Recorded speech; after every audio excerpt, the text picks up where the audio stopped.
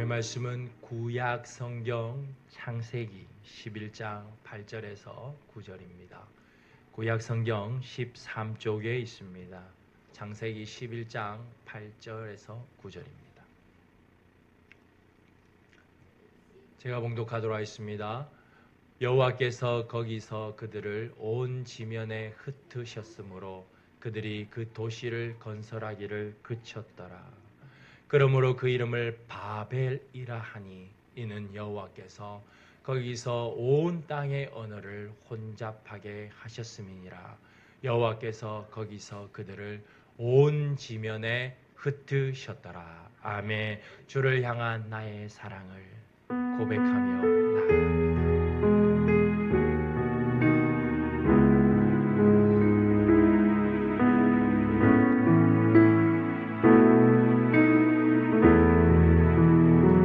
주를 향한 나의 사랑을 주께 고백하게 하소서.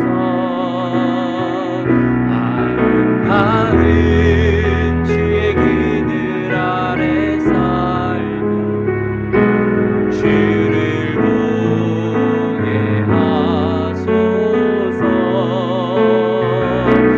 주님의 말씀 선포될 때에 땅과 하늘 진동하리니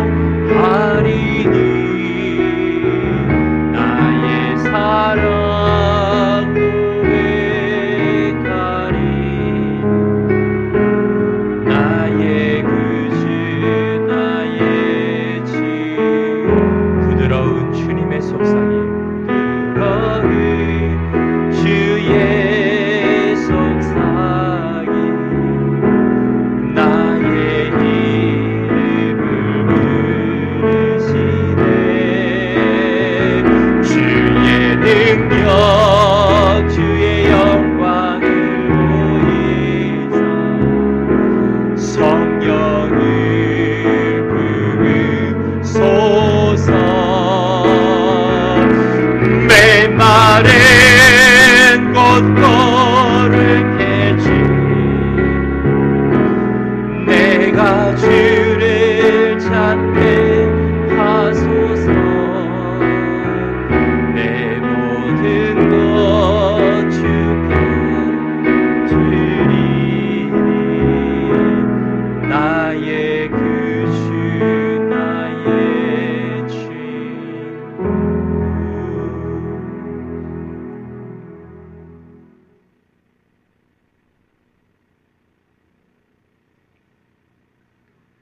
제가 아주 오래전에 읽었던 책에 있었던 이야기를 하나 말씀드리면서 시작하고자 합니다. 어떤 한 과학자가 인공비를 내리는 큰 일을 해냅니다. 그래서 많은 기자들이 찾아와서 그 과학자를 칭찬하고 또 그 과학자의 업적에 감탄합니다. 그러자 그 과학자는 굉장히 무서운 말을 합니다. 어떤 말을 하셨는지 예상이 되십니까? 그는 이렇게 말했습니다. 나의 다음 상대는 하나님입니다. 비를 잠깐 내렸다고 해서 자신이 하나님이 된 것처럼 다음 상대는 하나님이다 라고 지목합니다. 자신이 말하고 있는 것의 무게가 얼마인지 과연 그 과학자는 알까요? 주님께서 노아 홍수 이후에도 사람에 관하여 말한 것이 진리라는 것을 다시 한번 볼 수 있는 좋은 예입니다. 주님께서 사람에 관해 무엇이라 말씀하셨습니까? 창세기 8장 21절입니다. 사람의 마음이 계획하는 바가 어려서부터 악함이라. 홍수를 경험한 인간이라 하더라도 사람은 그저 악한 존재임을 말합니다. 예레미야는 여기에 나타난 마음에 관하여 더 심도 있게 말합니다. 예레미야 17장 9절입니다. 만물보다 거짓되고 심히 부패한 것은 마음이라. 우리가 세상을 바라보면서 악하다라고 말하는 그 만물보다 더 부패한 것이 사람의 마음이다라고 말합니다. 우리의 마음이 얼마나 악한가를 알 수 있습니다. 그렇습니다. 인간은 안타깝게도 그 존재적 증명이 바로 악인이고 죄인입니다. 그러므로 에스겔 14장 14절에 기록된 3대 의인 중 하나인 노아도 죄를 범하는 것을 우리는 창세기 9장 사건을 통해서 살펴보았습니다. 인간은 결코 자만할 수 없으며 인간은 그저 악을 범하는 죄인입니다. 오늘 우리가 살펴보는 이 사건은 이 죄의 결정판이라 할 수 있는 사건입니다. 바로 바벨 사건입니다. 이 바벨 사건을 알기 위해서 먼저 우리는 창세기 10장에 나타난 족보를 보아야 합니다. 창세기 10장에는 무려 70개의 민족이 있습니다. 그리고 결정적으로 창세기 10장 32절에서 그 땅의 백성들이 나뉘었다라고 말합니다. 이 말은 70민족보다 더 확장되었음을 의미합니다. 그런데 창세기 11장 1절은 어떻게 시작합니까? 창세기 11장 1절입니다. 온 땅의 언어가 하나요. 창세기 11장은 한 민족임을, 그리고 창세기 10장은 70인 이상의 민족을 이야기하고 있습니다. 결국 이것은 무엇을 의미하는 것입니까? 창세기 11장 사건이 먼저고 창세기 10장은 70민족 이상이 되었음을 말합니다. 그 가운데 사건이 하나 있었겠지요. 바로 그 사건이 바벨 사건입니다.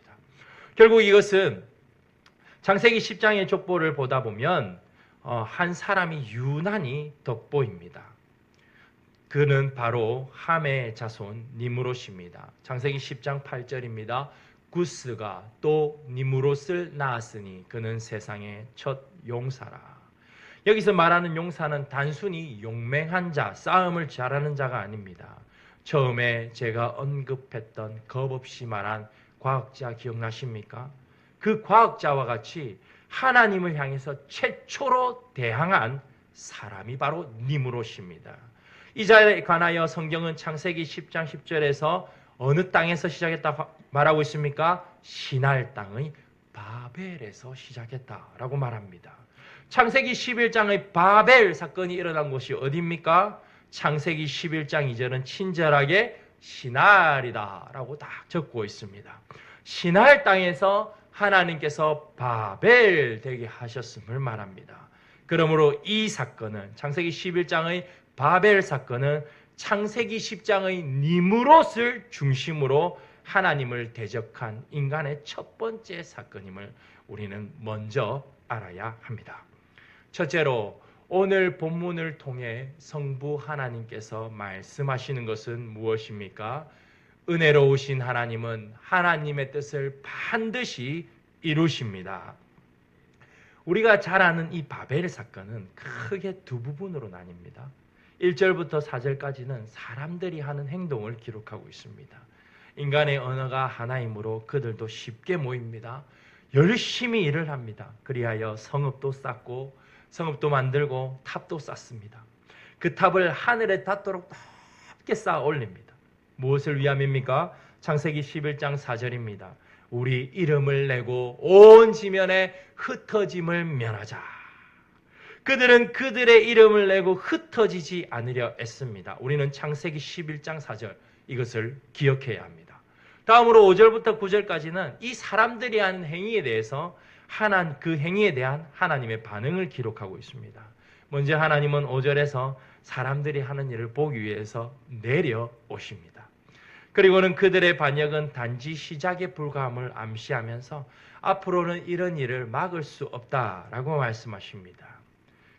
그들이 했던 것처럼 하나님도 이렇게 말씀하십니다. 3절에서 자, 우리가 벽돌을 만들자라고 말했던 것을 오늘 본문에는 없지만 원문에는 그렇게 되어 있습니다. 자, 우리가 벽돌을 만들자라고 말한 것을 하나님은 7절에서 자, 우리가 내려가자라고 말씀하십니다.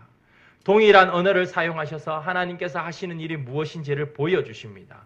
내려오셔서 무엇을 하셨습니까? 언어를 혼잡하게 하십니다. 그들이 서로 알아듣지 못합니다. 그리하여 그곳을 바벨, 혼돈, 혼란이라 부릅니다. 그래서 어떻게 됩니까? 창세기 11장 9절입니다. 여호와께서 거기서 그들을 온 지면에 흩으셨더라. 그리고 창세기 10장의 족보들이 나오고 이어 11장 이후부터는 이어 예수 그리스도를 위해서 셈에서 아브라함까지 이르러 족보를 기록하고 있습니다. 인간의 언어가 혼란하게 되어서 지금도 우리 아이들은 영어를 배운다고 얼마나 고생을 하고 있습니까? 그 고생의 근원은 인간이 하나님을 대적한 이 바벨 사건 때문입니다. 바벨에 쌓았던 탑을 편의상 우리는 바벨탑이다라고 부르지만 성경은 바벨탑을 쌓았다라고 말하지는 않습니다. 따라서 바벨탑은 바벨 지역에 세운 탑을 의미합니다. 이 탑은 일종의 바벨론의 신 마르둑을 섬기기 위한 신전과 같은 것으로 피라미드가 여러 층으로 쌓아 올려진 형태로 되어 있는 바벨론에서 발견된 지구라트로 봅니다. 우리가 여기서 집중하는 것은 그것이 무엇인가? 그 탑이 어떻게 생겼냐? 이것이 아닙니다. 왜 그것이 그 땅에 세워졌나?입니다. 그들의 특징을 유심히 보면 그들은 한 언어로 모였고 탑을 하늘까지 닿게 하여 그들의 이름을 내었고 흩어짐을 면하려 하였습니다.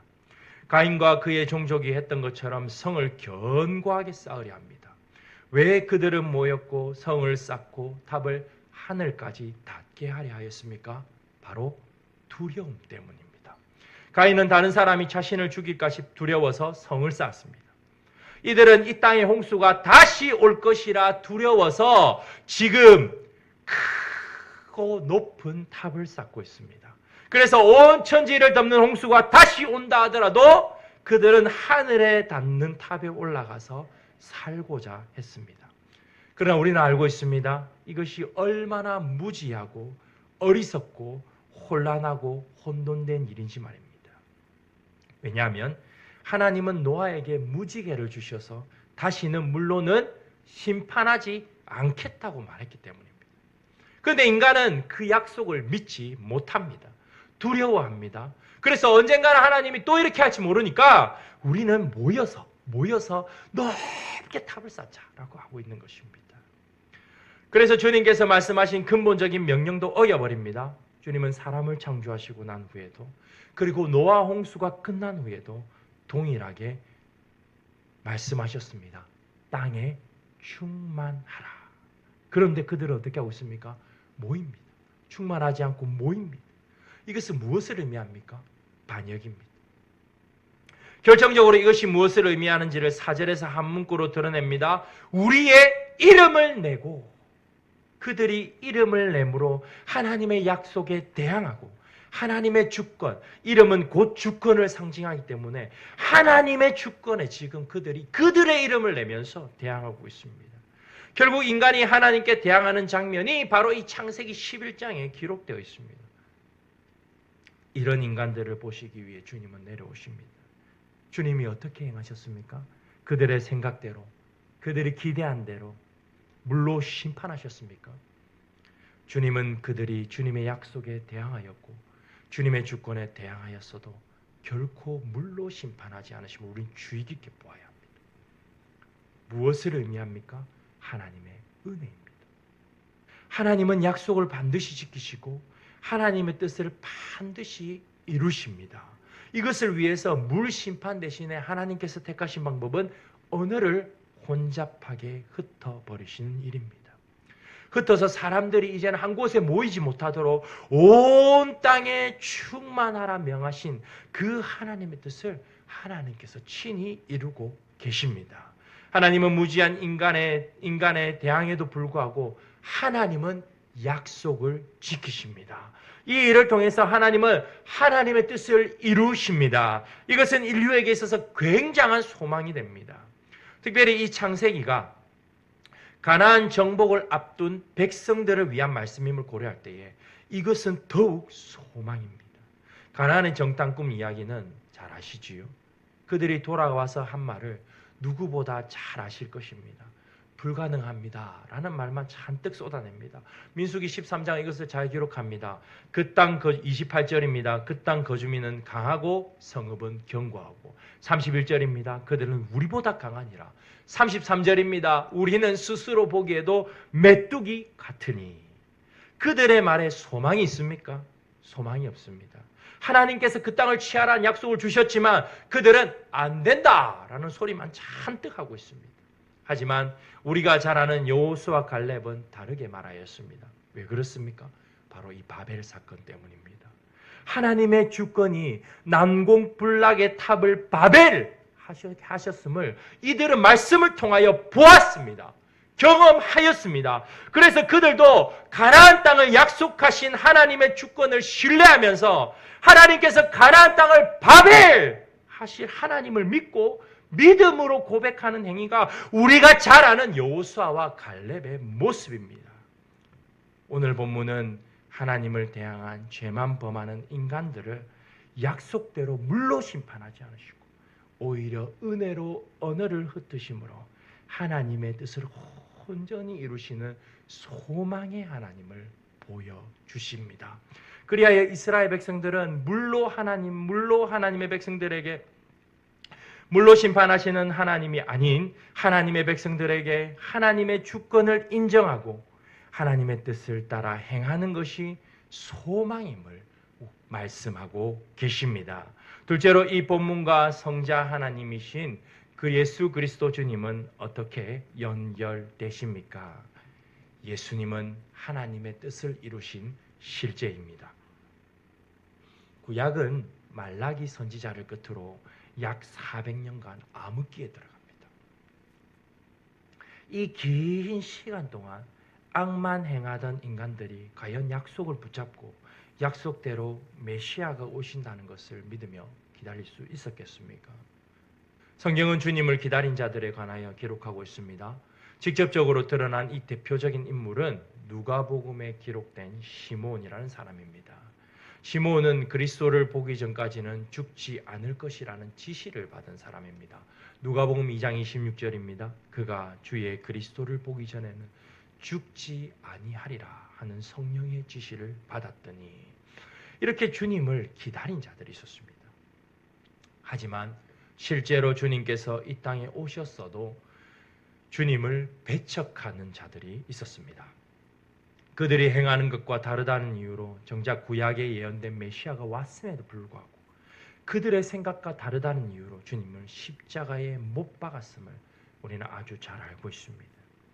창세기 11장에서 하나님을 대항하는 죄인들을 보시기 위해 강림하신 하나님은 400년의 암흑기가 끝나고 여전히 하나님을 대항하는 죄인들을 위해 강림하십니다. 창세기 11장에서도 하나님은 인류의 죄악에 물로 심판하지 않으셨습니다.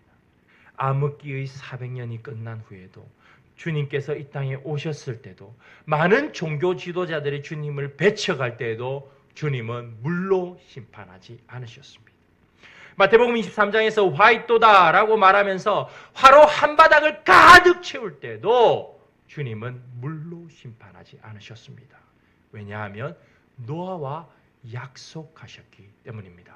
대신에 어떻게 행하셨습니까? 이제는 창세기 11장보다 더 가까이 죄인인 인간들에게 다가오십니다. 육신으로 그들처럼 사람이 되셨습니다. 히브리서 2장 14절이 증거합니다. 자녀들은 혈과 육에 속하였음에 그도 또한 같은 모양으로 혈과 육을 함께 지니심은 죽음을 통하여. 이것은 천지가 개벽할 사건입니다. 빌립보서 2장 8절은 더욱더 정확하게 기록합니다. 사람의 모양으로 나타나사 자기를 낮추시고 죽기까지 복종하셨으니 곧 십자가에 죽으심이라. 이 자기를 낮추신다는 이 말은 가장 높은 곳인 하나님 우편에서 가장 낮은 곳인 사람의 자리로 임하셨음을 말합니다. 이것은 당치 않은 일입니다. 그러나 물 심판 대신 주님께서는 이 일을 행하셨습니다. 주님은 그 죄인들을 위해 혈과 육에 속한 사람으로 이 땅에 오셨습니다. 왜 그렇습니까? 주님은 하나님의 뜻을 이루시는 실제이기 때문입니다. 창세기 11장에서 하나님은 강림하사 언어를 흩으심으로 한 민족이 아닌 모든 민족이 되는 하나님의 뜻을 이루셨습니다. 마찬가지로 예수 그리스도 주님은 이제 혈과 육에 속하시며 이 땅에 강림하신 것은 하나님의 뜻을 이루시기 위함입니다. 이것은 주님께서 십자가에 죽으실 것을 앞두고 겟세마네 동산에서 땀이 피가 되도록 기도하신 그 사건에서 잘 드러납니다. 주님은 이 기도에서 자신의 뜻이 아닌 하나님의 뜻을 구합니다. 공간복음인 마태, 마가, 누가는 이 일을 이렇게 기록합니다. 마태는 마태복음 26장 42절에서 아버지의 원대로 되기를 원하나이다. 누가는 누가복음 22장 42절에서 내 원대로 마시옵고 아버지의 원대로 되기를 원하나이다. 마가는 마가복음 14장 36절에서 나의 원대로 마시옵고 아버지의 원대로 하옵소서 이렇게 기록합니다. 보십시오. 나의 원하는 것이 아닙니다. 예수님께서 누구의 뜻을 이루시기 위해 이 땅에 오셨음을 의미합니까? 바로 하나님 아버지의 뜻입니다. 하나님 아버지의 뜻을 이루시기 위해서 하늘 보좌를 버리시고 사람의 몸으로 이 땅에 오셨습니다. 그렇다면 우리는 무엇을 알아야겠습니까? 하나님 아버지의 뜻이 무엇인가? 이것을 알아야 합니다. 우리가 잘 아는 하나님의 뜻은 데살로니가전서 5장 16절에서 18절입니다. 기뻐하고 기도하고 감사하는 것. 예, 이것을 사도 바울은 직접 하나님의 뜻이다라고 기록하고 있습니다. 하지만 우리가 오늘 살펴보고 있는 창세기 11장에서 온 세상을 모든 민족으로 채우신 하나님의 뜻을 이루시기 위해 오신 예수님께서 이 땅에 오신 하나님의 뜻이 무엇인지는 디모데에 기록되어 있습니다. 이것은 우리가 함께 읽겠습니다. 디모데전서 2장 4절입니다. 하나님은 모든 사람이 구원을 받으며 진리를 아는 데에 이르기를 원하시느니라. 아멘. 이것을 하나님께서 원한다라고 성경이 기록합니다. 무엇입니까? 하나님의 뜻입니다. 왜 하나님께서 창세기 11장에서 물심판이 아닌 언어의 혼잡으로 모든 민족으로 흩어지게 하셨는지가 지금 누구를 통해서 밝혀지고 있습니까? 하나님의 뜻의 실제이신 예수 그리스도 주님으로 밝혀지고 있습니다. 모든 사람이 진리이신 예수 그리스도를 알며 구원받기를 하나님께서 원하십니다. 하나님께서 창세기 11장에서 그 일을 행하신 것은 결국 하나님의 큰 구속 역사의 큰 그림이었음을 우리는 깨닫습니다. 바로 그 그림의 결과물이 저와 여러분입니다. 왜냐하면 이 디모데전서 2장 4절에서 말하는 모든 안에 누가 들어와 있습니까? 저와 여러분이 들어와 있기 때문입니다. 창세기 11장의 바벨 사건은 결국 우리를 구원하시기 위한 하나님의 놀라운 계획임이 밝혀지는 순간입니다. 그러나 우리는 여기서 주의해야 합니다. 여기서 말하는 모든은 디모데전서 2장 4절에서 말하는 모든은 문자 그대로 모든 사람을 뜻하는 것은 아닙니다. 구원받기로 예정된 모든 사람을 의미합니다. 철저하게 제한된 구원입니다. 그리고 이들은 이미 창세전에 예정된 귀하고 복된 자들입니다. 에베소서 1장 4절입니다.